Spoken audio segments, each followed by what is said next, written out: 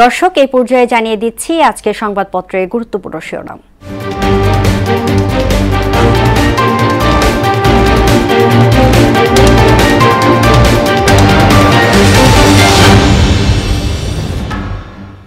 দর্শক, প্রথমে আমার হাতে আছে প্রথম আলো শিরোনাম করেছে জাতীয় নির্বাচন ও গণভোট একই দিনে করার চিন্তা, আজকের মধ্যে আদেশ জারি চায় জামাত। হতদরিদ্রদের নামে 250 কোটি টাকার ব্যাংক ঋণ নিয়ে লোপাট।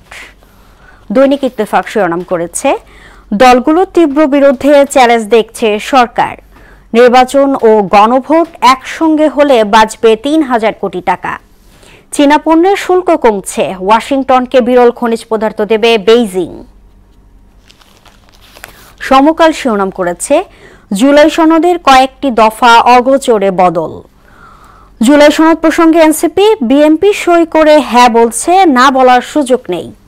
আমের রাজ্যে খেজুর গাছের কদর। বাংলাদেশ প্রতিদিন শিরোনাম করেছে টালমাটাল রাজনীতি, 21 শতাব্দীর চ্যালেঞ্জ মোকাবেলায় প্রস্তুত থাকুন বলছেন জেনারেল ওয়াকারুজ্জামান। বিশ্ব তাকিয়ে আছে ডক্টর ইউনূসের দিকে। যুগান্তর শিরোনাম করেছে নির্বাচন বানচালে হঠাৎ আক্রমণ আসতে পারে, জনমনে আতঙ্ক উৎকণ্ঠা।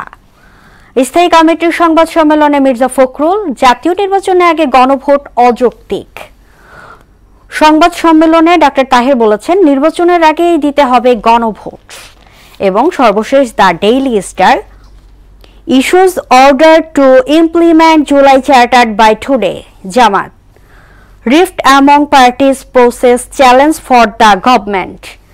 BNP Jamaat pointless debate fuelling education uncertainty, NCP. এই ছিল সংবাদপত্রের গুরুত্বপূর্ণ শিরোনাম।